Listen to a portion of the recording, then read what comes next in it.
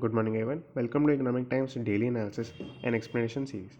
आज है 20 October and day है वेडनेसडे। तो कल आई होप अपने टाइम स्टैम्प्स वाली जो चीज़ है वो नोटिस ज़रूर से की होगी। मैंने चैप्टर्स की फॉर्म में पूरी वीडियो को डिवाइड कर दिया था जो आर्टिकल्स के बेसिस पे जो मैंने कवर किए थे। तो आज भी वही होने वाला है। उसके लिए मैं करता क्या हूँ कि हर जो न्यूज़ में अभी आपको एक्सप्लेन कर रहा हूँ तो उसके बाद 1 सेकंड के आसपास का पॉज होता है और मैं वो टाइम स्टैम्प नोट कर लेता हूँ अभी वीडियो के साथ बनाते बनाते। तो आपको भी वो चीज़ दिख सकती है और आप जो है नीचे कमेंट में ज़रूर बताएं कि आज वाले टाइम स्टैम्प्स और कल वाले टाइम स्टैम्प आपको कैसे लगे। तो मतलब एक मोटिवेशन आएगा कि हम और कंटिन्यू करनी चाहिए नहीं करनी चाहिए आगे। ना स्टार्ट करते हैं फर्स्ट न्यूज़ से। मैं एक बार नोट कर लेता हूँ।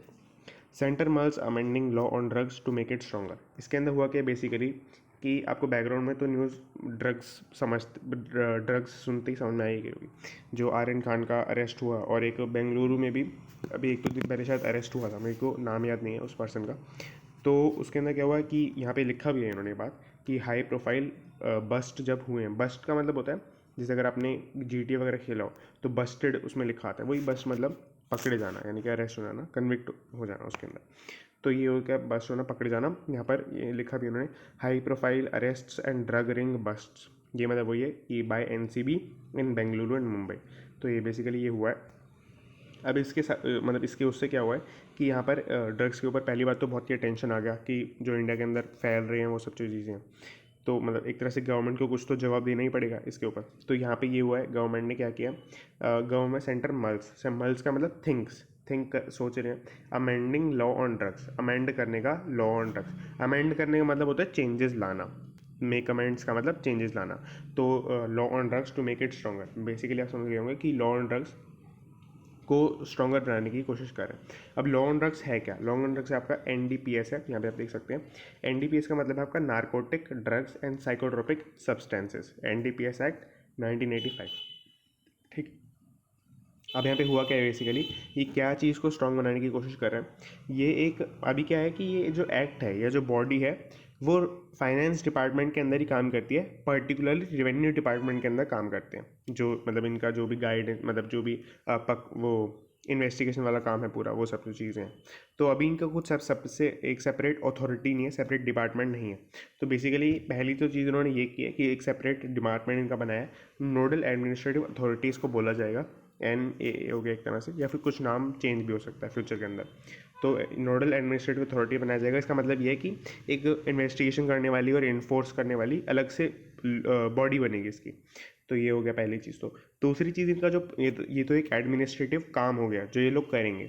अब इसका पर्पस ये रहेगा कि डार्क वेब जिससे जो चीज़ें होती है, डार्क वेब बेसिकली कुछ ऐसी हाईफाई चीज़ नहीं होती, वो वर्ल्ड वाइड वेब जो पूरा मतलब WWW है उसके अंदर से वो पार्ट होता है जिसके लिए मतलब जिसको आपको एक्सेस करने के लिए वहाँ पे भी कुछ साइट्स बनी हुई हैं जिनको आपको एक्सेस करने के लिए एक स्पेशल टूल की रिक्वायरमेंट है जो कि डिस्क्लोज नहीं किया जाता जनरली, और या फिर हो सकता है किसी स्पेशल पासवर्ड की या कुछ ऐसी चीज़ की रिक्वायरमेंट है, की रिक्वायरमेंट है, ऐसा कुछ है। तो वो सब जो चीज़ें हैं वो डार्क वेब के अंदर आती हैं। कुछ ऐसा हाईफाई ज़्यादा नहीं होना चाहिए इसके अंदर, मतलब ये आपको लगना नहीं चाहिए इसके अंदर। तो डार्क वेब के थ्रू जो ड्रग्स का इलिसिट वो होता है, ट्रांसफ़र होता है इधर से उधर और सेल की जाती है, तो उसको कर्ब करने की मतलब प्राइम फोकसिंग का उसके ऊपर रहेगा, क्योंकि इंडिया के अंदर ये बोलना चाह रहे हैं कि मेनली वहीं से आता है मतलब जो ड्रग्स का वो पूरा है। तो इस तरह से बेसिकली आपका MHA के उन्होंने टर्म यूज़ किया इसके अंदर। MHA का मतलब होता है मिनिस्ट्री ऑफ होम अफेयर्स। तो ये आपको याद होना चाहिए, मतलब पता होना चाहिए, मिनिस्ट्री ऑफ होम अफेयर्स। क्योंकि अभी क्या है रेवेन्यू डिपार्टमेंट सारा इसी के अंदर आता है पूरा, मतलब जो इनका ड्रग्स वगैरह का है तो वो इसी के अंदर आता है आपका सारा। तो मिनिस्ट्री ऑफ होम अफेयर्स आपको पता होना चाहिए इसके अंदर। बहुत बेसिक सी बात है, अगर आप ये पूरा भी पढ़ लेते हैं जो मैं आप यहाँ पे हाईलाइट करता हूँ तो भी आपको ये पूरा समझ में आ जाएगा। ये पूरी मतलब सेम बातें हैं जो मैंने आपको बोली है। जैसे act currently the domain of revenue department, वही मैंने आपको बोला था। MHA suggested based on the rational that it coordinate with states on enforcement and taking probes forward. वही है कि आपका इसी वजह से वो जो प्रोब्स हैं, प्रोब्स मतलब कि जो केसेस हो रहे हैं इन जो मतलब जो ड्रग एडिक्ट्स वगैरह हैं उनके ऊपर, तो वो आगे फॉरवर्ड लिए जा सकते हैं। तो वो सब जो चीज़ें हैं इसके अंदर है। तो अब स्टार्ट करते हैं सेकंड न्यूज़ में। Banks flag concerns over US rules. मैं एक बार नोट कर लेता हूँ। Banks flag concern over US rules seeks government guide. ये होता क्या है कि मतलब जब भी लॉ वाली न्यूज़ आती है ना तो वो थोड़ी सी हल्की सी बोरिंग वाली साइड चली जाती है। तो मतलब उसके अंदर क्योंकि समझने का ऐसा कोई रेशनल ज़्यादा बनता नहीं है, बट फिर भी हमें फैक्ट्स हैं तो वो तो देखने पड़ेंगे। हुआ क्या है कि बैंक्स ने जो है कंसर्न अपने दिखाए हैं किससे रिलेटेड कि अभी क्या हुआ था कि कुछ टाइम पहले नवंबर के आसपास यूएस की गवर्नमेंट से बात हो रही थी, जैसे जो इंडिया के बैंक्स हैं, जो बड़े बैंक्स हैं, उनकी ब्रांचेस यूएस के अंदर भी हैं, तो उन बैंक्स के बारे में बात चल रही थी। अभी तक क्या था कि इंडिया का जो प्राइवेसी वाला लॉ है, जो डेटा वाला लॉ है, तो उसके अंदर उसके तहत ये है कि जो इंडिया के बैंक्स बाहर हैं उनको बाहर की गवर्नमेंट को या बाहर की किसी भी बॉडी को किसी तरह का डेटा देना नहीं है। तो इस तरह से था बेसिकली। तो अब यहाँ पे क्या हुआ है कि यूएस में बहुत ज़्यादा बैंक्स इंडिया के इस्टेब्लिश हो गए क्योंकि माइग्रेशन वगैरह बढ़ गया, जो भी रीज़न था उसके। तो उससे क्या हुआ कि लोग यूएस की गवर्नमेंट ने इंडिया की गवर्नमेंट को बोला कि हमें अपने कंज्यूमर्स का डेटा चाहिए, क्योंकि इंडिया के जो ब्रांच है, मतलब इंडिया के जो बैंक्स हैं, उनका जो यूएस में ब्रांच है उसके अंदर कौन आएगा? यूएस के भी तो लोग आएंगे, या इंडिया के लोग जो यूएस चले गए वो आएंगे, तो वो भी एक तरह से यूएस के ही बन गए अब तो वो जो मतलब उनका डेटा एक तरह से यूएस की गवर्नमेंट को चाहिए, यूएस की गवर्नमेंट की बॉडीज़ को चाहिए। तो इससे क्या हुआ कि यूएस के साथ एक रूल बनाया अलग से, एक मतलब जो एक तो रूल होता है एनडीए, मतलब एनडीए ये आपको दिख रहा है यहाँ पर, नेशनल डिफेंस ऑथराइजेशन एक्ट। तो इसको थोड़ा सा एक्सटेंड किया गया, यहाँ पे आपको दिख भी रहा होगा एक्सटेंडेड एनडीए लिखा है यहाँ पर। तो ये बेसिकली ये बनाया गया और ये जनवरी 1 से इन्फोर्स कर दिया गया कि अब ये मतलब इफेक्ट के अंदर आ गया। तो इस तरह से क्या हुआ कि यहाँ पर अब जो इंडिया के बैंक्स जिनकी यूएस के अंदर ब्रांच है या कहीं पे और ब्रांच है, तो वो उस कंट्री को जो है डेटा दे सकते हैं, पर यहाँ पे एक कंसर्न है कुछ कि एक लिमिटेड अमाउंट ऑफ डेटा दे सकते हैं, लिमिटेड टाइप ऑफ डेटा दे सकते हैं। तो ये सब चीज़ें हुई। तो इसके बाद क्या हुआ, अब बैंक्स जो है कंसर्न अपने रेज करे इस यूएस रूल के ऊपर कि मतलब हम ये कैसे दे दे भाई, हमारे कंज्यूमर का डेटा है और डेटा मतलब किसी भी ऑर्गेनाइजेशन के लिए आज के टाइम पे प्राइम इंपॉर्टेंस का हो गया है। तो वो सब जो चीज़ें हैं वो तो है ही। तो उसके बाद ये पूछना चाह रहे हैं कि हम कैसे दे दें अपना डेटा। तो ये बैंक्स ने बेसिकली कंसर्न अपना दिखाया कि हम क्यों अपने कंज्यूमर्स का डेटा यहाँ पर उसकी प्राइवेसी को क्यों हम हार्म करें। तो वही बोलना चाह रहे हैं, सीक्स गवर्नमेंट गाइडेंस, बहुत बेसिक सी बात है कि गवर्नमेंट को इंटरवेन करना चाहिए, ये बोलना चाह रहे हैं यहाँ पर। तो इस तरह से शेयरिंग ऑफ कंज्यूमर डिटेल्स आपको यहाँ पे रेड से दिख भी रहा होगा, तो ये वही हाईलाइट कर रहा है। अब यहाँ पे क्या है कि एक दो अच्छे पॉइंट है यहाँ पर इसके अंदर, ये हम देख लेते हैं। Banks raise concerns about consumer confidentiality. तो कॉन्फिडेंशियलिटी का मतलब यही होता है कि आपका जो कुछ कॉन्फिडेंशियल फैक्ट्स होते हैं, मतलब बैंक से रिलेटेड, अगर किसी ने कोई ट्रांजेक्शन ऐसा किया है, मान लेते किसी कंपनी ने कुछ चीज़ खरीदी है जो उसके कॉम्पिटिटर्स को नहीं पता होनी चाहिए, नहीं तो उसे अनफेयर मतलब एक एडवांटेज नहीं मिलेगा, फर्स्ट मूवर एडवांटेज नहीं मिलेगा। तो वो चीज़ कैसे कोई बता देगा? कॉन्फिडेंशियल है तो वो नहीं पता चलनी चाहिए। डेटा प्राइवेसी है, नेशनल सिक्योरिटी तो आप समझ गए। और reach out to the government through IBA. IBA मतलब क्या है कि इंडियन बैंक्स एसोसिएशन, ये आप लिख भी सकते हैं, आईबीए अच्छी फुल फॉर्म है, इंडियन बैंक्स एसोसिएशन।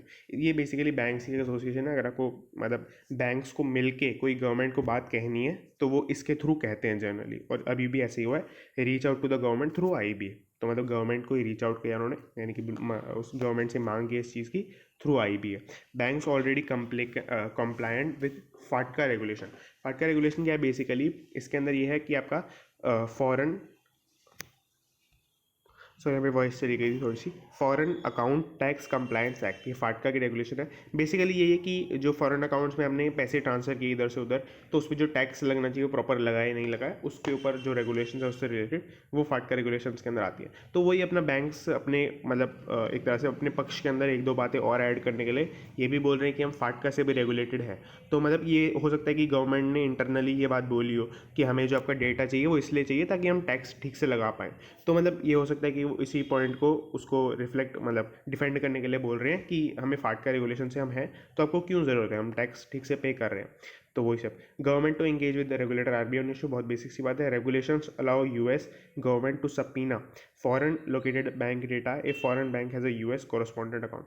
बहुत बेसिक सी बात है कि अच्छा, सबपीना का मतलब ये होता है कि आप किसी मैटर को किसी डॉक्यूमेंट के थ्रू गवर्नमेंट मतलब कोर्ट के अंदर रिप्रेजेंट करा सकते हैं। तो वो जो डॉक्यूमेंट होता है वो सबपीना होता है एक तरह से। उसके अंदर क्या होता है कि आपने जो किया और जो दूसरी पार्टी अदर पार्टी ने किया वो लिखा होता है पूरा प्रॉपरली, और उसके ऊपर साइन वगैरह होते हैं उन दोनों पार्टीज़ के कि किस तरह से हमने ये किया है ये चीज़। तो इस तरह से होता है बेसिकली सबपीना। अब अगर आपने कोई सूट्स वगैरह जैसी सीरीज़ देखी है तो उसके अंदर काफ़ी आता है। खैर, इसके अंदर क्या हुआ कि आपका एक डिपार्टमेंट, दो तीन डिपार्टमेंट्स इन्वॉल्व हैं इंडिया के, department of justice, department of treasury. इसका कोई ऐसा रोल आपको समझने की ज़रूरत नहीं है, बट ये मतलब हो सकता है कि डीओजी और डीओटी करके आपसे पूछ ले। और अच्छा, डीओटी लिखा होगा तो फिर वो डिपार्टमेंट ऑफ टेलीकम्युनिकेशन होगा, डीओटी आर लिखा होता है तो वो डिपार्टमेंट ऑफ ट्रेजरी बन जाता है ना। तीसरी न्यूज़ पे हम आगे, मैं नोट कर लेता हूँ यहाँ पर 9। ना। HUL Q2 profit up 9% at 2187 crore. ये बहुत ही बेसिक सी न्यूज़ है, बट इसके अंदर एक दो पॉइंट्स अच्छे भी हैं भी नीचे, तो हम देखते हैं उसको भी। अब यहाँ पे हुआ क्या है कि एक दो मैं आपको पॉइंट बताना चाह रहा हूँ यहाँ पर, अच्छा वो बाद में डिस्कस करें। HUL Q2 का प्रॉफिट अभी हमने देखा था कि थोड़े दिनों पहले ही रिपोर्ट हुआ था, तो उसके बाद जो है 9% इनका प्रॉफिट अप रहा है, और इन्होंने फिगर भी बता दिया 2187 करोड़ पे। और सेल्स के अंदर जो ग्रोथ रही है वो आपकी 11% के आसपास रही है, 12516 करोड़ में रही है। तो मतलब वो ये कि आपका ग्रोथ अच्छी है सेल्स के अंदर भी और प्रॉफिट के अंदर भी अच्छी है मतलब। पर इसमें हुआ क्या है कि यहाँ पे मैं जो ये बोलना चाह रहा हूँ, स्टॉक इनका 4% से फॉल कर गया है। ये जो लाइन यहाँ पे लिखी है, स्टॉक इनका 4% से फॉल कर गया। हुआ क्या था कि अगर आप इनका स्टॉक ट्रैक कर रहे थे, कल मैं भी देख रहा था थोड़ी देर जब इनका रिजल्ट आए वगैरह आए थे, तो हुआ क्या था कि पहले इनका स्टॉक ऊपर जा रहा था, तो इनका जो उसके बाद जब रिजल्ट्स आए तो उसके थोड़ी देर बाद तक वापस से ऊपर गया, फिर उसके बाद काफ़ी ज़्यादा नीचे आ गया, मतलब ये नीचे लगा एक्सिस से, बट फिर तो उसके बाद फिर थोड़ा सा ऊपर आया, तो करेक्ट बन के टोटल मिला के 4% का इसमें डिक्रीज ही रहा स्टॉक के अंदर पूरे दिन को मिला करके। तो इस तरह से मैंने यहाँ पे ये भी सेम सिमिलर चार्ट बना रखा है। तो यहाँ पे यही हुआ बेसिकली ये यहाँ पे।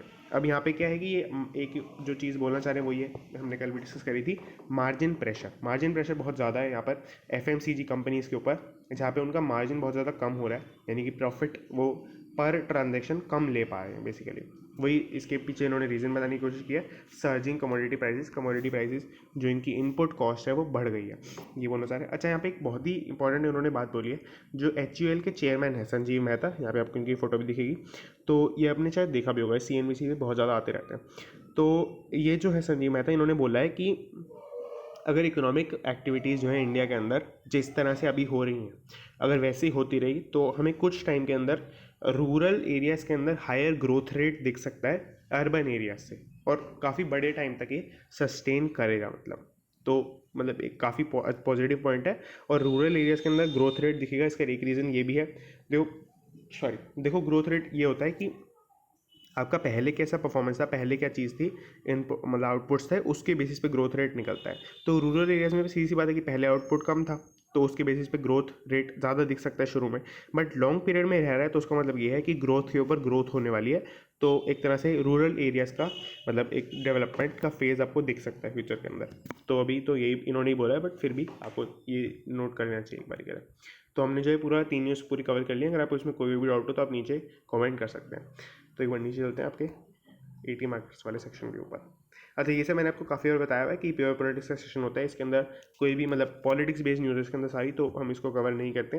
फिर ये टाइम्स इंटरैक्ट का पेज है, इसके अंदर वही है कि आपका एड्स वगैरह रहते हैं पूरे, तो इसको भी जो है हम कवर नहीं करते। और इसके बाद मतलब क्लासीफाइड एड्स शायद इनको बोलते हैं, और इसके बाद ET मार्केट सेक्शन है, ये काफ़ी इंपॉर्टेंट सेक्शन है, इसको हम कवर कर लेते हैं। और इसको स्टार्ट करते हैं। इसमें ही फर्स्ट न्यूज़ से स्टार्ट करेंगे। Moody's upgrade banking system outlook to stable. बहुत ही बेसिक सी बात है, बट एक बार आपको मूडी और बैंकिंग सिस्टम में क्या आपकी रेटिंग रही है वो समझना है। मूडी क्या है बेसिकली, ये क्रेडिट रेटिंग एजेंसी है। मैं वापस रिपीट कर देता हूँ, क्रेडिट रेटिंग एजेंसी ये क्या करती है, किसी कंपनी को लिया, आपके पास कोई कंपनी आई A और B, कंपनी ने बोला, दोनों कंपनी ने, कि मेरे को 100 रुपये का लोन दे दो, दोनों कंपनीज ने बोला, और दोनों 10% इंटरेस्ट रेट आपको दे रही हैं। तो फिर आप उन दोनों कंपनीज में से किसको चूज़ करोगे, फिर आप ये दिखोगे कि कौन सी कंपनी पे मैं ट्रस्ट कर सकता हूँ। तो ये जो ट्रस्ट वाला फैक्टर है वो आपको कौन बता के देगा, आपको क्या पता A और B मतलब मैं आप किसके ऊपर ट्रस्ट करेंगे, क्यों ट्रस्ट करेंगे, ये आपको कैसे पता चलेगा। तो यहाँ पे आपकी क्रेडिट रेटिंग एजेंसीज पिक्चर के अंदर आती हैं। क्रेडिट रेटिंग एजेंसीज क्या करती हैं, ये जो कंपनीज है, मान लेते हैं A कंपनी ने जैसे किसी इन्वेस्टर से पहले लोन लिया था और उसको वापस रीपे भी कर दिया था, बट B कंपनी ने पिछले वाले इन्वेस्टर से जो लोन लिया था वो भी अभी तक दिया नहीं है, और ऐसे 5 और इन्वेस्टर से लोन ले रखा है पहले का जो दिया नहीं है, तो वो जो उसकी रेटिंग कम हो जाएगी उसी वजह से, तो आप A को लोन दे देंगे आसानी से। तो वो सब जो चीज़ें हो, क्रेडिट रेटिंग बताने का काम ऐसी एजेंसीज करती हैं कि ये क्रेडिट रेटिंग ये कंपनी अच्छी है क्रेडिट रेटिंग में और ये कंपनी बेकार है, ये करती है। और कंपनी पहले तो सिर्फ कंपनी करती थी, तो उसके बाद क्या हो, उसके बाद कंट्रीज़ भी करने लगी कि कंट्रीज़ कैसी हैं, ये वाली कंट्री कैसी है, वो वाली कंट्री कैसी है। उसके बाद आपकी छोटे छोटे जो सिक्योरिटीज़ होती हैं कि किसी का गोल्ड कैसा है, किसी के कोई बिटकॉइन वगैरह आ गए, अब तो काफ़ी सारी चीज़ें आ गई, तो उनका क्रेडिट रेटिंग भी काफ़ी सारी बड़ी बड़ी क्रेडिट रेटिंग एजेंसी करती हैं। तो यहाँ पे क्या हुआ, मूडी ने बैंकिंग सिस्टम ऑफ इंडिया की पहले जो रेटिंग दी थी वो रेटिंग थी आपकी नेगेटिव रेटिंग थी आपकी, और अब नेगेटिव से इन्होंने इम्प्रूव करके स्टेबल पे उसको ले आए हैं बेसिकली। तो यहाँ पे आपको ये अगर नेगेटिव वाली चीज़ देखनी हो, यहाँ पर है कि India's banking system to stable from negative से स्टेबल इन्होंने कर दिया। और इन्होंने इसके रीजंस बताए कि वही आपका improving asset quality, lower credit cost. Asset quality का मतलब ये होता है कि बैंकिंग सिस्टम का क्या असेट होता है, बैंक्स का असेट होता है कि वो जिसको लोन देते हैं जो वो उनके असेट साइड में आता है। तो वो जो चीज़ें हैं उनकी असेट क्वालिटी बढ़ गई है। इसका मतलब ये है कि बैंक्स जिसको लोन दे रहे हैं वो ज़्यादा अच्छे से रीपे कर पा रहे हैं, वो सब चीज़ें कर पा रहे हैं। ऐसा नहीं है कि वो बैड डेट में कन्वर्ट हो रहे हैं बहुत ज़्यादा। दूसरा आपका लोअर क्रेडिट कॉस्ट का मतलब ये है कि जो बैंक्स सेविंग्स अकाउंट पे आपको इंटरेस्ट देते हैं वो दरअसल बैंक की कॉस्ट होती है, क्योंकि बैंक को उतना आपको देना पड़ेगा, पैसे देने पड़ेंगे आपको, तो वो बैंक की कॉस्ट होती है। तो वो जो है बैंक्स ने कम कर दिए हैं। तो आपके लिए तो मतलब एक तरह से बुरी बात है कि सेविंग्स अकाउंट का आपको इंटरेस्ट कम मिल रहा है, बट अगर आप बैंक के पॉइंट ऑफ व्यू से देखें तो अच्छी बात है। तो बैंक का जो कॉस्ट है वो कम हो जाती है। तो ये वही बात बोलना चाह रहे हैं, जो ये लोअर क्रेडिट कॉस्ट वाला पॉइंट है कि आपकी सेविंग्स अकाउंट के अंदर वो कम हो गई है चीज़। तो बेसिकली इस तरह से आपका, और इन्होंने जो है इंडिया की अभी सोवरेन रेटिंग भी बढ़ाई थी। ये जो आपको मैं यहाँ पे पॉइंट बताना चाह रहा हूँ, मैं एक बार जूम कर रहा हूँ, तो यहाँ पे जो पॉइंट लिखा है वो ये लिखा है, after it had upgraded the sovereign outlook 2 weeks ago. तो 2 वीक्स अगो मतलब जो है इन्होंने इंडिया की आउटलुक भी सेम, पहले नेगेटिव थी फिर अब स्टेबल कर दिया। तो मतलब इंडिया के ऊपर एक तरह से काफ़ी बुलिश है मूडी वाले लोग। खैर, यहाँ पे इन्होंने 3 पॉइंट्स में बेसिकली पूरा इसको बताया, मतलब मैंने 3 पॉइंट्स में इसको डिवाइड कर लिया। पहला पॉइंट इसका है ये वाला, Moody's expects India economy to continue to recover in the next 12 to 18 months. बहुत बेसिक सी बात है कि 12 to 18 मंथ्स के अंदर इंडिया की इकोनॉमी रिकवर करती रहेगी, और ये बोलना चाह रहे हैं। और उन्होंने GDP एक्सपेंडिंग रेट बोला भी है 9.3%, 7, पर ये आपको ज़्यादा अभी याद कर रखने की ज़रूरत नहीं है, क्योंकि ये जो है चेंज होते रहते हैं over the time. Now second के अंदर आपका लिखा है but these risk have been receded, sorry. तो ये बेसिकली इन्होंने जो भी नेगेटिव फैक्टर्स थे इंडिया के अंदर वो यहाँ पे रेफ़र किया है उस चीज़ को, कि वो जो चीज़ें हैं वो आपकी डिक्रीज़ हो गई हैं, वो रिसीडेड हो गई हैं, उनसे हम आगे आ चुके हैं बेसिकली। और इन्होंने 11 बैंक्स को आपका जो है वो एनालाइज किया, 11 बैंक्स को देखा है, और उनको मिला जुला के 71% डिपॉजिट इंडिया के उन 11 बैंक्स के अंदर ही है, जो कि SBI हो गया, HDFC बैंक हो गया, ICICI बैंक हो गया, एक्सिस बैंक हो गया। तो वो सब जो चीज़ें हैं इसके अंदर ज़रूर होंगी। तीसरा पॉइंट है क्वालिटी ऑफ रिटेल लोन्स। इसके लिए मैं आपको एक न्यूज़ दिखाना चाहता हूँ जो कल के पेपर के अंदर आई थी, हमने कवर भी की थी। ये आपका ये वाली मैंने वो खोल रखी है यहाँ पे, HBI banks strong numbers, low slippage gets a thumbs up. हमने कल देखा था लोअर स्लिपेज का क्या मीनिंग होता है। लोअर स्लिपेज का मीनिंग मैंने आपको NPA वाले एग्जाम्पल से प्रॉपर्ली बताया था। तो वही पॉइंट है जो यहाँ पर बताया हुआ है कि आपका quality of retail loans has been deteriorated due to a limited degree because large scale jobs have not occurred. कि क्वालिटी ऑफ रिटेल लोन्स गिरा तो है, बट जितना लोग बोलते रहते हैं उतना नहीं गिरा है, काफ़ी कम अमाउंट ऑफ गिरा है, क्योंकि लॉस जो जॉब लॉसेज हैं वो इतने बड़े लार्ज स्केल पर नहीं हुए हैं जितना लग रहा है लोगों को। ये बोलना चाह रहे हैं बेसिकली। ये पूरे जो 3 पॉइंट्स के अंदर मैंने इसको समराइज़ कर दिया। अगर आप चाहें तो इसको नोट भी कर सकते हैं, और मतलब हो सकता है कि बैंकिंग सेक्टर बहुत ही अच्छा परफॉर्म करे फ्यूचर के अंदर। तो अगर आपको जैसे फ्यूचर के अंदर बताना हो कि कहाँ से ये जो डेवलपमेंट्स है शुरू हुई थी, तो ये वो पॉइंट होगा जहाँ से वो डेवलपमेंट शुरू हुई होंगी। मतलब मेरे को नहीं पता कि बैंकिंग सेक्टर कैसा करे, किसी को नहीं पता, बट अगर करता है तो मैं बता रहा हूँ कि ये पॉइंट वो होगा टर्निंग पॉइंट वाला, जैसा कुछ आप इसको कह सकते हैं। तो ये जो हमने एक बार के लिए देख लिया, और अब आगे चलते हैं। मैं एक बार टाइम स्टैम्प नोट कर लेता हूँ ना। HUL's muted volume growth valuation a concern for street. बहुत ही अच्छी न्यूज़ है, इसके अंदर आपको एक काफ़ी अच्छा कॉन्सेप्ट पता चलेगा। मैं पहले एक बार वही आपको बताता हूँ। होता क्या है कि HUL जैसी कंपनी, मैं एक बार वापस इसी पे आ रहा हूँ। HUL आपकी जो कंपनी है वो FMCG कंपनी है। FMCG मतलब आपका fast moving consumer goods. Fast moving consumer goods मतलब क्या होता है कि जैसे आपका आटा, दाल, मैगी, चावल, रिटेल सेक्टर अगर बड़ा हो जाता है, रिटेल कोई स्टोर बड़ा हो जाता है, तो उसको FMCG बोल देते हैं, क्योंकि वो कंज्यूमर गुड्स के अंदर ही डील करता है, रिटेल जो सेक्टर है पूरा ना। इसके अंदर होता क्या है कि आपका रिटेल सेक्टर के अंदर जो मेन चीज़ होती है वो 2 होती है। एक, आप किस रेट पे बेच रहे हैं सामान, और दूसरी बात कि वॉल्यूम कितनी बेच रहे हैं आप। अगर आप, और इन दोनों के अंदर मैट्रिक्स चलता है, आपको पता ही है। अगर रेट कम हो जाएगा तो क्वांटिटी जो आप सेल कर पाएंगे वो बढ़ जाएगी, सीधी सी बात है। तो वो जो चीज़ें हैं आपको बैलेंस करके चलना पड़ता है, क्योंकि अगर आप रेट बहुत ज़्यादा कम कर देंगे तो क्वांटिटी बढ़ने का भी कोई आपको फ़ायदा नहीं होगा। तो ये मैं बोलना चाह रहा हूँ कि यहाँ पर इन्होंने जो रिपोर्ट्स की थी, अभी HUL की रिपोर्ट आई थी, हमने ऊपर वाले पेज में भी देखा था। तो इनके जो प्रॉफिट्स थे जो 7% के आसपास से बढ़े थे, 9% शायद बढ़े थे, तो उसके अंदर जो मार्जिन इनका कम हुआ था वो, उसको हम एक बार एनालाइज करते हैं। मैं आपको एक बार 2-3 क्वेश्चन पूछता हूँ। मैं आपको बताता हूँ, सेल्स अगर हम टोटल निकालते हैं तो वो कैसे निकालते हैं। क्वान्टिटी जो अपनी सेल करी है, S से सेल्स इंटू रेट, इसी तरह से निकालेंगे आप। तो रेट ऑफ सेल बेसिकली। तो अगर मैं आपको पूछूं कि अगर सेल्स बढ़ी हैं तो उसका क्या मीनिंग हो सकता है, उसका ये भी मतलब हो सकता है कि सिर्फ क्वांटिटी डिमांडेड बढ़ा है, उसका ये भी मीनिंग हो सकता है कि सिर्फ रेट बढ़ा है तो भी सेल्स की वैल्यू बढ़ जाएगी। बट होता क्या है कि दोनों चीज़ें थोड़ी थोड़ी तो होती हैं, बट हमें ये देखना है कि मेनली कौन सी चीज़ होती है, यानी कि क्वांटिटी मेनली बढ़ती है या फिर मेनली रेट्स बढ़ रहे हैं। तो मैं आपसे ही पूछना चाहता हूँ कि अगर पहली वाली इक्वेशन होती है कि क्वांटिटी सप्लाइड ज़्यादा बढ़ रही है, क्वांटिटी सेल ज़्यादा बढ़ रही है, तो अच्छी बात है, या फिर रेट ज़्यादा बढ़ रहे हैं तो अच्छी बात है, सीधी सी बात है, ये वाली अच्छी बात है। तो अगर आप बेसिकली क्वांटिटी सप्लाइड पर अपना फोकस रखते हैं, आपके रेट नहीं बढ़ते हैं, तो वो आपका अच्छा रहता है। अब यहाँ पे मैंने एक पूरी राम कहानी क्यों सुनाई है, क्योंकि यहाँ पे आप देखेंगे the volume growth of 4% against expectation of 5 to 7% eventually disappointed the street. इसके अंदर हुआ क्या कि आपका ऑपरेटिंग प्रॉफिट मार्जिन जो था, यानी कि बेसिकली जो आपका प्रॉफिट मार्जिन था बेसिक वही आपका इनिशियली सर्च नियरली 3%, कि जो ऑपरेटिंग प्रॉफिट मार्जिन था वो उतने ही पे ही रहा, मार्जिनल कॉन्ट्रैक्शन हुआ उसके अंदर। मार्जिनल कॉन्ट्रैक्शन का मतलब होता है थोड़ा सा कम होना, मैं इसको अंडरलाइन करता हूँ, मार्जिनल कॉन्ट्रैक्शन हुआ, तो उसकी वजह से आपका स्टॉक जो है पहले 3% बढ़ गया, ये भी कहना चाह रहे हैं। खैर इसके उससे हुआ गया कि आपका रेट्स तो उतने ही रहे हैं लगभग, और 4% के आसपास का ही सिर्फ वॉल्यूम ग्रोथ रहा है, और एक्सपेक्टेड था 5 से 7% होना। अब यहाँ पे होता क्या है कि 4% ग्रोथ रहा वॉल्यूम का, और 4% के आसपास ही आपका इन्फ्लेशन चल रहा है। तो आप समझ गए मैं क्या कहना चाह रहा हूँ, कि सेल्स के अंदर भी उतना ही ग्रोथ आया जितना रेट्स के अंदर ग्रोथ है। अब रेट तो एचयूएल वाले डिसाइड करेंगे नहीं, रेट तो वही होगा जो उनको आगे से मिलेगा, जो इन्फ्लेशन की वजह से चेंज होगा। तो यहाँ पे यही मैं कहना चाह रहा हूँ, सेल्स जो फिगर थी वो 4% से बढ़ी, और रेट इन्फ्लेशन भी लगभग 4% था इस साल में, हालांकि बोला जा रहा है 6%, बट एफएमसीजी के अंदर अगर हम देखें तो 4% के आसपास था। तो एफएमसीजी के अंदर 4% रेट बढ़ रहे हैं और सेल्स भी 4% बढ़ रही है, तो इसका कोई मतलब नहीं बनता, क्वांटिटी सप्लाइड आपकी उतनी ही रही। ये बेसिकली ये भी इन्होंने आगे बोला है, यहाँ पे आप देखेंगे इन ऐसे eventually disappointed the street since it indicated, यहाँ से वो पॉइंट शुरू हो रहा है, दैट द स्ट्रॉन्ग परफॉर्मेंस वो लेड मोर बाय प्राइसिंग से वो लेड था, और आपका then the robust consumer demand, then the consumer demand, ये बोलना चाह रहे हैं बेसिकली। मुझे मतलब लगता है कि आपको काफ़ी अच्छा लगा होगा ये पॉइंट। तो अगर आपको अच्छा लगा तो आप नीचे कमेंट भी कर सकते हैं ना। अगर आपको समझ में आ गया तो मतलब एक बार के लिए आप पॉज ले लें, मैं एक बार टाइम स्टैम्प आपका नोट कर लेता हूँ। अब आगे चलते हैं, आपका bitcoin futures highlight some pitfalls for new ETFs. इसके अंदर 2-3 कॉन्सेप्ट आपको मिक्स करके दे रखे हैं। एक बार हम फ्यूचर्स का कॉन्सेप्ट एक बार डिटेल में समझ लेते हैं, मैंने आपको पहले भी बताया, अगर आपको आते हैं तो आप थोड़ा सा स्किप कर सकते हैं इसको ना। फ्यूचर्स के अंदर क्या होता है कि एक बार मैं गोल्ड के एग्जाम्पल से ही बताता हूँ हमेशा।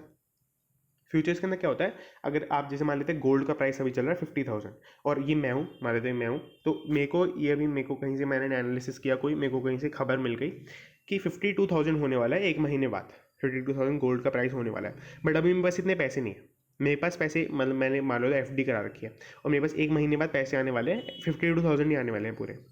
तो मैं चाहता हूँ कि मैं एक महीने बाद जो है बाय कर सकूँ गोल्ड, और मेरे को पता है कि एक महीने बाद गोल्ड बढ़ने वाला है। तो मैं ऐसा कॉन्ट्रैक्ट में एंटर करूँगा कि मैं किसी ज्वेलर को जाके बोलूँगा कि मेरे को एक ऐसा कॉन्ट्रैक्ट बना के दो कि मैं आपसे आज वाले प्राइस पे गोल्ड ले लूँ एक महीने बाद, मैं आज वाले प्राइस पे एक महीने बाद गोल्ड ले लूँ। इसमें होगा क्या कि वो ऐसा कॉन्ट्रैक्ट अगर मान लो मेरे को बना के दे रहे हैं, वो क्यों दे रहे हैं, क्योंकि मान लो उसे भी कहीं से खबर मिली हुई है कि 48,000 होने वाला है, तो उसका 2,000 का प्रॉफिट हो जाएगा। 48,000 का गोल्ड है और मैं तो भाई उसे 50,000 दूंगा, तो एक तरह से इसलिए ये वो उसके लिए कंसिडरेशन ये है, उसके लिए वो ये कंसिडरेशन होगा इसके अंदर। तो ये बेसिकली कॉन्ट्रैक्ट होता है फ्यूचर्स, जिसके अंदर यही जो ये वाला कॉन्ट्रैक्ट था यही होता है कि आप मैं आज वाले प्राइस के अंदर आपसे फ्यूचर के अंदर बाय कर लूँगा, इसीलिए इसका नाम भी फ्यूचर्स है आपका। तो मैंने अभी टेक्निकली आपको कुछ बताया नहीं है, क्या होता है कि एक महीने बाद आपको एक्सपायरी हो जाती है कॉन्ट्रैक्ट, ये वो सब चीज़ें हो जाती हैं, बट अभी मैंने आपको टेक्निकली कुछ नहीं बताया। फ्यूचर्स का मतलब जो बहुत बेसिक है वो ये होता है कि आपको जो है मैं बाद में आज वाले प्राइस पे आपसे खरीद लूँगा, ये फ्यूचर का पूरा कॉन्सेप्ट होता है। अब यहाँ पे बिटकॉइन फ्यूचर भी चलते हैं, हर चीज़ का फ्यूचर चलता है, मतलब कुछ स्टॉक्स को छोड़ के जो थोड़े पेनी स्टॉक होते हैं वो सब स्टॉक होते हैं। एचडीएफसी बैंक का स्टॉक अभी मतलब फ्यूचर्स जो है काफ़ी अच्छे परफॉर्म किया था उन्होंने। खैर बिटकॉइन की फ्यूचर्स जो भी हैं, यहाँ पे हुआ क्या कि ईटीएफ एक चीज़ होती है, ईटीएफ भी समझ लेते हैं। ईटीएफ मतलब आपको होता है आपका एक्सचेंज ट्रेडेड फंड, ये म्यूचुअल फंड की तरह होते हैं बेसिकली, पर म्यूचुअल फंड आपका एक कंपनी इशू करती है, और एक्सचेंज ट्रेडेड फंड ऐसे म्यूचुअल फंड आप मान सकते हैं जो एक्सचेंज बेचता है। एक्सचेंज मतलब वही आपके एनएससी बीएससी वाले बेचते हैं, या फिर अगर कोई जैसे कमोडिटी है तो उसके एमसीएक्स डीसीएक्स वो सब जो चीज़ें हैं वो बेचते हैं। तो इसमें क्या हुआ कि आपका ईटीएफ जो होते हैं एक्सचेंज ट्रेडेड फंड, तो बिटकॉइन के जो एक्सचेंज ट्रेडेड फंड्स ट्यूसडे से ही चलना शुरू हुए, आज वेडनेसडे, कल से ही चलना शुरू हुए पहला जो फंड था। तो पहले फंड ने क्या किया कि उन्होंने बिटकॉइन को नहीं रखा। जैसे म्यूचुअल फंड के अंदर क्या होता है कि आप किसी को वो रखते हैं, आप किसी को पैसे देते हैं म्यूचुअल फंड वाली कंपनी को, तो वो आगे आपके लिए स्टॉक्स बाय कर लेते हैं, शेयर्स बाय कर लेते हैं, वो सब चीज़ें बाय कर लेते हैं। तो यहाँ पे क्या हुआ कि आप ETF वालों को पैसा तो देंगे, बट ETF वाले स्टॉक्स मतलब बिटकॉइन सीधा बाय नहीं कर रहे, जो बिटकॉइन करेंसी है वो बाय नहीं कर रहे, बिटकॉइन के फ्यूचर्स खरीद रहे हैं। आप समझ गए मैं क्या कहना चाह रहा हूँ? ETF वाले बिटकॉइन के अंदर इन्वेस्टमेंट नहीं कर रहे, बिटकॉइन के फ्यूचर्स के अंदर इन्वेस्टमेंट कर रहे हैं। ये बेसिकली वो बोला जा रहा है यहाँ पर, इसीलिए बोला जा रहा है bitcoin futures highlight some pitfalls for the new ETFs, यानी कि जो ETF वाले हैं वो बिटकॉइन फ्यूचर्स पे ही आ रहे हैं घूम फिर के, ये बोला जा रहा है बेसिकली। तो ये आप हो सकता आई होप समझ गए होंगे। अब इसके अंदर हुआ क्या कि pro shares bitcoin strategy ETF, ये पहला ETF था जो अभी कल से स्टार्ट हुआ है। यहाँ पे मैं खुद से कुछ नहीं बोल रहा हूँ, ये यहाँ पे आप देख भी सकते हैं, the launch of first bitcoin futures exchange traded fund, इस तरह से। तो प्रो शेयर्स बिटकॉइन स्ट्रैटेजी आपका ETF जो पहला स्टार्ट हुआ, जो इसके अंदर फ्यूचर्स के अंदर बिटकॉइन का, और CME groups bitcoin futures itself, मतलब इसके अंदर जो फ्यूचर्स खरीद रहे हैं वो CME ग्रुप वाले हैं, बेसिकली कंपनी है जो फ्यूचर्स आपको दे रही है, इस तरह से। और ये बेसिकली सेबी और जो है आपका SEC होता है, यानी कि इंडिया के अंदर जैसे सेबी है तो US मार्केट के अंदर SEC चलता है। SEC मतलब securities and exchange commission. Securities and exchange commission का मतलब वही आपका जैसे इंडिया के अंदर सेबी है, कैपिटल मार्केट रेगुलेटर, तो वही है। तो मतलब मैं कहना चाह रहा हूँ यहाँ पर कि SEC ने कोई इसके ऊपर ऑब्जेक्शन नहीं की है, ये यहाँ पे लिखा हुआ है, bearing any last minute objection from the US, यानी कि इसमें कोई ऑब्जेक्शन उन्होंने ज़्यादा नहीं की लास्ट मिनट। तो ये अगर आपको नाम याद रहे SEC तो भी अच्छी बात है। तो ये हमने जो है पूरा कवर कर लिया, मैं एक बार वही नोट कर लेता हूँ यहाँ पर।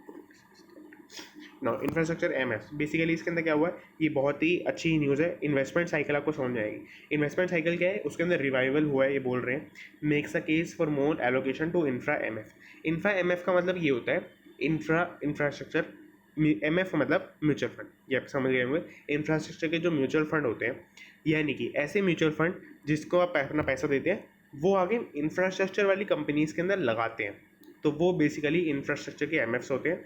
अब इसके अंदर म्यूचुअल फंड की कैसी कंपनीज हो गई, आपकी L&T हो गई, मैंने कुछ एग्जांपल्स यहाँ पे नोट करें, गूगल से मैंने देख के नोट किया, कोई ऐसा नहीं है। L&T, Reliance infra, GMR, IRB और आपके हिंदुस्तान कंस्ट्रक्शन कंपनी की कुछ मेजर थे जो टॉप 5 के अंदर आते हैं आपके इंडिया के अंदर। ना हुआ क्या इसके अंदर हुआ क्या है, अगर आप जैसे रिवाइवल इन्वेस्टमेंट साइकिल लिखा है और यहाँ पे लिखा है कि इंफ्रास्ट्रक्चर के अंदर ज़्यादा पैसा जाने वाला है, तो आपके माइंड में एक क्वेश्चन आना चाहिए कि पहले ऐसा क्या चल रहा था इन्वेस्टमेंट साइकिल के अंदर जो इंफ्रास्ट्रक्चर के अंदर पैसा नहीं जा रहा था। तो वो जो रीज़न है उन्होंने सिर्फ इस पॉइंट के अंदर दिया है जो यहाँ पे लिखा है, during slower growth and liquidity constraints infrastructure companies defaulted, this led to becoming laggards. ये जो मैं ये वाला पॉइंट पढ़ रहा हूँ, इसके अंदर हुआ क्या कि आपका बेसिकली घुमा फिरा के इन्होंने इकोनॉमी की पूरी कंडीशन को छोटे से पॉइंट के अंदर समराइज़ किया। ये क्या बोलना चाह रहे हैं, लिक्विडिटी कंस्ट्रेंट। लिक्विडिटी कंस्ट्रेंट का मतलब क्या होता है कि मतलब मान लेते हैं कि मेरे पास पैसे हैं, बट मेरे पैसे क्या है कि वो FD के अंदर है, वो गोल्ड के अंदर इन्वेस्टेड है, मान लेते रियल एस्टेट के अंदर इन्वेस्टेड है, तो मेरे पास लिक्विडिटी नहीं है इस केस के अंदर, क्योंकि मैं रियल एस्टेट को रेडीली सेल नहीं कर सकता। मेरे पास ऐसा नहीं कि मतलब मान लेते हैं मेरे को शॉर्ट टर्म के लिए कोई बड़ी इन्वेस्टमेंट करनी पड़ गई, तो उसके लिए मेरे पास लिक्विडिटी नहीं है। मेरे पास वेल्थ है, मेरी वेल्थ इतनी है कि मैं वो खरीद सकता हूँ, बट मेरी लिक्विडिटी उतनी नहीं है। तो लिक्विडिटी कंस्ट्रेंट्स जो हुए थे, यानी कि मार्केट के अंदर पैसा नहीं, ये भी आप बोल सकते हैं, मार्केट के अंदर लिक्विड करेंसी नहीं थी, तो उसकी वजह से क्या हुआ कि इंफ्रास्ट्रक्चर कंपनीज़ ने डिफ़ॉल्ट किया। मतलब क्या है कि देखो, इंफ्रास्ट्रक्चर कंपनीज़ का मेन जो पूरा बिजनेस मॉडल होता है वो इसी चीज़ पर डिपेंड करता है कि कितनी लिक्विडिटी रहती है आपके पास, क्योंकि इंफ्रास्ट्रक्चर कंपनीज़ का बहुत ज़्यादा पैसा इधर उधर ब्लॉक होता रहता है, मतलब दिन प्रतिदिन, मतलब डेली बेसिस पे। तो अगर कोई इंफ्रास्ट्रक्चर कंपनीज़ को अच्छी कोई डील मिलती है, उसको फटाफट वो जो है करना उसे पड़ता है, मतलब क्लोज करना पड़ता है डील को, क्योंकि बहुत सारे इंफ्रास्ट्रक्चर वाले बैठे हैं जो उसे कर लेंगे। और इंफ्रास्ट्रक्चर के अंदर डील्स जो हैं बहुत लिमिटेड होती हैं, क्योंकि आपका एक तरह से जो फिजिकल लैंड है वो बहुत ही इंपॉर्टेंट रोल इसके अंदर प्ले करता है, जो कि लिमिटेड है, सीधी सी बात है। तो अगर ऐसी जो डील्स हैं वो आपको बहुत ज़्यादा जल्दी से क्लोज करनी है, तो आपके ऊपर लिक्विडिटी बहुत ज़्यादा होनी चाहिए। बट ऐसा नहीं होगा कि सिर्फ एक ही सेक्टर के अंदर लिक्विडिटी बढ़ जाएगी, लिक्विडिटी बढ़ती है तो पूरी इकोनॉमी के अंदर ही बढ़ती है, नहीं तो नहीं बढ़ पाती है, क्योंकि इंफ्रास्ट्रक्चर कंपनीज के अंदर अगर मान लेते हैं लिक्विडिटी बढ़ेगी तो वो कुछ ना कुछ खरीदेंगे, तो वहाँ पे लिक्विडिटी चली जाएगी सारी की सारी। तो इसी तरह से बेसिकली होता है कि लिक्विडिटी पूरे इकोनॉमी के अंदर डाउन थी, तो इंफ्रास्ट्रक्चर कंपनीज के अंदर भी डाउन थी। तो इसकी वजह से क्या हुआ, इन्होंने लोन ले लेके अपनी प्रॉपर्टीज़ को खरीदा, क्योंकि डील्स तो क्लोज करनी है, तो उन्होंने लोन ले लेके खरीदा किसी तरह से। तो वो जो चीज़ें अब लोन रीपे कैसे करेंगे, उसके लिए लिक्विडिटी चाहिए। तो यहाँ पर जो है फिर ये पॉइंट आया, इंफ्रास्ट्रक्चर कंपनीज डिफॉल्टेड। ये आपको समझ में आ रहा होगा। उसके बाद क्या हुआ, इसकी वजह से this led to leaders becoming laggards. जो लीडर्स थे इस सेगमेंट के अंदर, वो सब के अंदर वो लगार्ड्स बन गए, मतलब लगार्ड्स वही आपका अच्छी परफॉर्म नहीं किया उन्होंने। तो ये पूरा इसके अंदर था। और इसकी वजह से अब क्या हुआ कि अब थोड़ी लिक्विडिटी बढ़ रही है, मार्केट के अंदर पैसा आ रहा है। जो लोग एफडी के अंदर पैसा डालते थे वो स्टॉक मार्केट के अंदर डाल रहे हैं, या किसी और सिक्योरिटीज़ के अंदर, गोल्ड के अंदर, म्यूचुअल फंड के अंदर डाल रहे हैं। तो बेसिकली उसकी वजह से सीधी सी बात है, इम्पैक्ट तो पड़ता ही है। और राकेश झुंझुनवाला जी ने भी कहा है कि बहुत ज़्यादा डीमैट अकाउंट बन रहे हैं, तो उसका एक इंडिकेशन यही होता है कि काफ़ी मनी के अंदर, इकोनॉमी के अंदर पैसा आने वाला है। तो यही सब चीज़ें आपकी। और यहाँ पे इन्होंने और भी कुछ पॉइंट्स बोले हैं कि स्टेबल टैक्सेशन चल रहा है आज के टाइम पे, प्राइवेटाइजेशन जो स्टेट्स ओन कंपनी का चल रहा है, वो सब चीज़ें हैं। ये बेसिकली ये एडिशनल पॉइंट है जिनकी वजह से इंफ्रास्ट्रक्चर कंपनीज ग्रो करेगी। बट मेन पॉइंट आपका यही जो मैंने यहाँ से आपको एक्सप्लेन किया, वही वाला। तो हमने जो पूरा देख लिया। आपको नीचे एक टेलीग्राम का लिंक मिलेगा, अगर आपको इसे ज्वाइन करना है तो आप कर सकते हैं। उसके अंदर क्या है कि आपको ये अगर पीडीएफ है तो ये पीडीएफ आपको मैं सेंड कर देता हूँ। और एक ईटी वेल्थ करके मैगजीन होती है, कल मुझे एक पर्सन ने बोला था उसके अंदर कि मैंने सेंड नहीं किया। हाँ, मैंने अभी नहीं किया, मंडे को आती है वो, तो मैं आज जो है कर दूंगा, मोस्ट प्रोबेबली आज कर दूंगा मैं सेंड उसको, आपको जो है मैगजीन वो। तो अगर आपको वो भी चाहिए तो आप उसकी भी पीडीएफ ले लें, आप जो है नीचे ग्रुप ज्वाइन कर सकते हैं। और आप वैसे भी अगर कोई डाउट पूछना है तो आप उसमें मेरे से पूछ सकते हैं। No, thanks for watching.